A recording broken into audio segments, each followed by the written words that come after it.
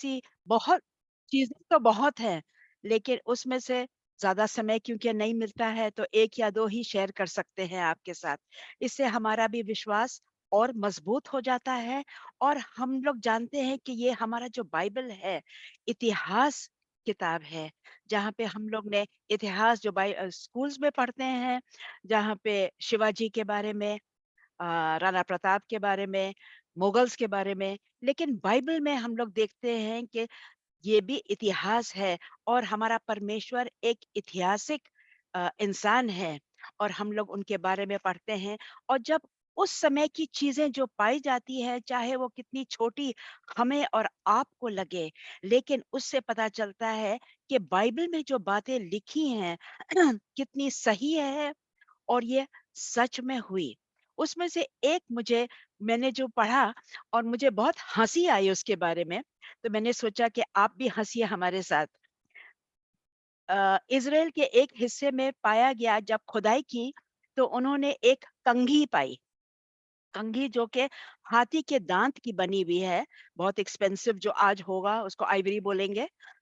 उस पे लिखा पाया गया, कनन के जमाने की राइटिंग में, जो कनन का देश, आप समझिए, उस समय के राइटिंग में पाया गया कि ये कंघी इस्तेमाल हो उन लोगों के लिए जिनके सिर में जुई है।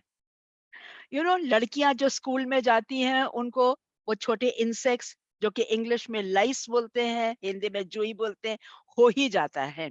उसमें लिखा है कि ये कंघी इस्तेमाल हो उनके लिए जिनके सिर में जुई है और जिनके दाढ़ी में जुई हो। अब उस वक्त कितने लोग कैसे नहाते थे, कितना नहाते थे, वो परमेश्वर जानता है। तो मुझे बहुत हंसी आई, लेकिन ये कंघी पाई गई एक खुदाई में, तो मैंने सोचा आपके साथ शेयर करें, क्योंकि इतनी पुरानी चीज है जो कि कनान के देश के समय के उसमें राइटिंग थी।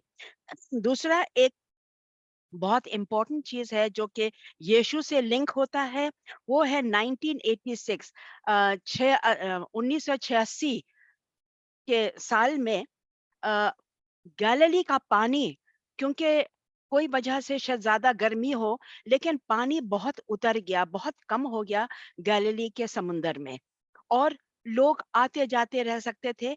और क्योंकि जानते हैं कि इज़राइल में बहुत चीजें पाई जाती हैं जो कि पुरानी चीजें हैं और बहुत महत्वपूर्ण चीजें हैं, तो ये दो भाई घूम रहे थे उस पानी के हिस्से में, जो कि जहाँ पे पानी कम हो गया था, और उन लोगों को एक नाव का डिजाइन की एक लकड़ी दिखाई दी, और उन लोगों ने जाके इंटीमेशन दिया इंस्टीट्यूट में, जहाँ पे ये खुदाई के जाने माने लोग हैं जो पढ़ाई करते हैं और पता लगाते हैं।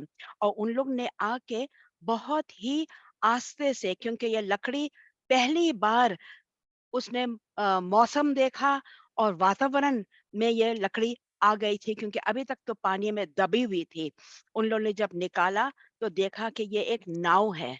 वो नाव को निकाला गया और उन लोगों ने 11 साल तक एक खास सोल्यूशन में छोड़ा है उसको, म्यूजियम में डालने से पहले। आज वो म्यूजियम में है, और उनको ये पढ़ लिख करके, जानकारी देख करके उनको पता चला कि ये 2000 साल पहले की नाव है जो कि इस पानी में डूब गई थी।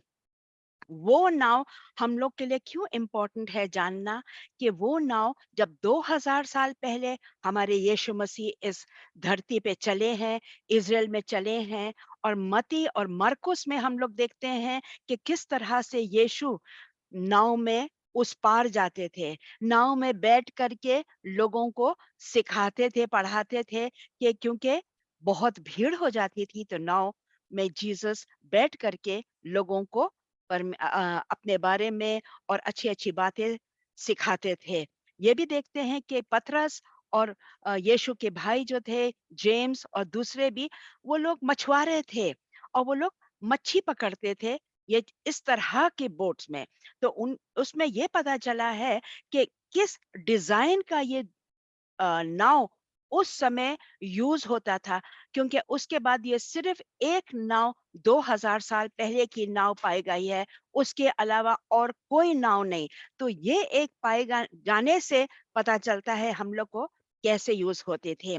ये इसकी लंबाई है 27 मीटर, यानी कि 27 फुट, 8 से थोड़ा ज़्यादा मीटर की लंबाई है और 4 फुट गहराई है उसकी, और चौड़ाई है शायद 7.5 फुट की चौड़ाई। इसमें करीब 12 से 15 लोग बैठ सकते थे। तो हम लोग यही देख सकते हैं कि कितनी चौड़ी, पता नहीं अगर इस बोट में हमारे यीशु मसीह बैठे थे, लेकिन इतना तो हम लोग को मालूम है कि उस वक़्त किस तरह की नाव इस्तेमाल होती थी। और जब आप इस इज़राइल जाएँगे, म्यूज़ियम में ज़रूर जाइए और इस बोट को भी देखिए। तो अगले हफ्ते तक शलोम।